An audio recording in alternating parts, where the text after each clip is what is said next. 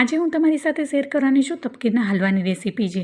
પૂરી રેસીપીની details અહીં title પાસે link mention કરી છે, તો ત્યાં જઈને તમે વિઝિટ કરી શકો છો. જ્યાં પરફેક્ટ માપ સાથે એક વાટકી તપકીરના લોટમાં કેટલું પાણી નાખવું અને કેટલી ખાંડ નાખવી એ પૂરી રેસીપીની ડિટેલ્સ ત્યાં મેં આપી છે, તો ત્યાં જઈને તમે વિઝિટ કરી શકો છો. હવે અહીંયા મેં એક કડાઈ લીધી છે. એક કડાઈમાં તપકીર, પાણી અને ખાંડ નાખી બધું જ સાથે નાખી અને ચમચાની મદદથી સારી રીતના મિક્સ કરી લઈશું. ત્યારબાદ અહીંયા 1 ચમચી જેટલો ઇલાયચી પાવડર નાખ્યો છે, તેનાથી ખૂબ જ સારો એવો ટેસ્ટ આવશે. આ બધી જ સામગ્રી સારી રીતના ચમચાથી મિક્સ થઈ ગયા બાદ જ આપણે ગેસની ફ્લેમ પર આપણે આ કડાઈને રાખીશું.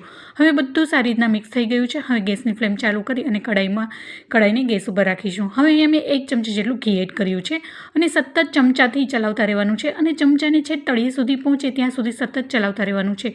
જો તમે ચલાવવાનું બંધ કરશો તો આ તમારો હલવો છે એ સારો નહીં બને. ખાસ એ વાતનું ધ્યાન રાખવાનું છે.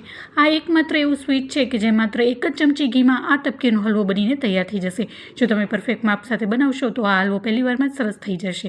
હવે 5 મિનિટ બાદ તમે જોઈ શકો છો આપણું મિશ્રણ છે એ 5 મિનિટ બાદ એકદમ ઘટ થઈ ગયું છે.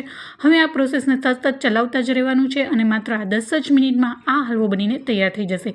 તો તમે વિડીયોમાં જોઈ શકો છો કે આ હલવો છે ફટાફટ બનીને તૈયાર થઈ ગયો છે. આપણું મિશ્રણ છે એકદમ ઘટ થઈ ગયું છે અને કડાઈથી છૂટું થઈ ગયું છે. મીન્સ કે આપણું માપ છે પાણીનું એ પરફેક્ટ છે. જો પાણીનું માપ પરફેક્ટ હશે તો આપણો હલવો છે એ સરસ થશે અને જો વધારે પાણી પડી ગયું તો હલવો છે એ ખરાબ થઈ જશે અને તમારે હલવો છે એ ખાવામાં પણ સારો નહીં બને.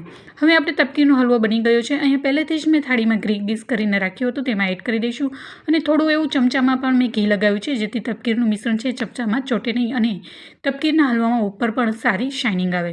હવે થાળીમાં ચારે તરફથી આવી રીતના મેં પાથરી દીધું છે. હવે આ મિશ્રણને 5 થી 10 મિનિટ માટે ઠંડુ થવા દેશું. ત્યારબાદ જ એના કટ કરીશું. જો ગરમમાં કટ કરવાની ભૂલ કરશો તો તમારા કટ છે એ સારા નહીં પડે. હવે ઉપરથી મેં બદામ ફ્લેક્સ એડ કરી છે. તમે કોઈ પણ ડ્રાયફ્રૂટ એડ કરી શકો છો. હવે અહીંયા મેં 10 થી 15 મિનિટ માટે આ મિશ્રણને ઠંડુ થવા દીધું હતું, તો તમે જોઈ શકો છો ઇઝીલી કટ થઈ જાય છે અને આ હલવો છે ઘરે બનાવવો ખૂબ જ સરળ છે. તમે ચોક્કસથી ઘરે બનાવજો અને ચોક્કસથી મારી સાથે શેર પણ કરજો કે આ હલવો તમને કેવો લાગ્યો. અને મારી રેસીપીને લાઇક કરી તમારા ફ્રેન્ડ્સ એન્ડ ફેમિલીમાં શેર કરજો અને મારી ચેનલને સબસ્ક્રાઈબ ના કરી હોય તો પ્લીઝ સબસ્ક્રાઈબ કરજો. સબસ્ક્રાઈબ કરવું તો બિલકુલ ફ્રી છે. તો તમે જોઈ શકો છો અહીંયા મસ્ત ઇઝીલી પીસ બની જાય છે અને તમને એક આવી રીતના બતાવું તો તમે મસ્ત એકદમ બરફી જેવો શેપ બનીને રેડી થઈ ગયો છે. તો તમને એક આવી રીતના તપકીરનો હલવો તોડીને બતાવો તો મસ્ત બજારમાં મળે ને કંદોયાની દુકાને તેવો છે આપણે હલવો ઘરે બનાવવો ખૂબ જ સરળ છે અને સેમ એવો જ બન્યો છે.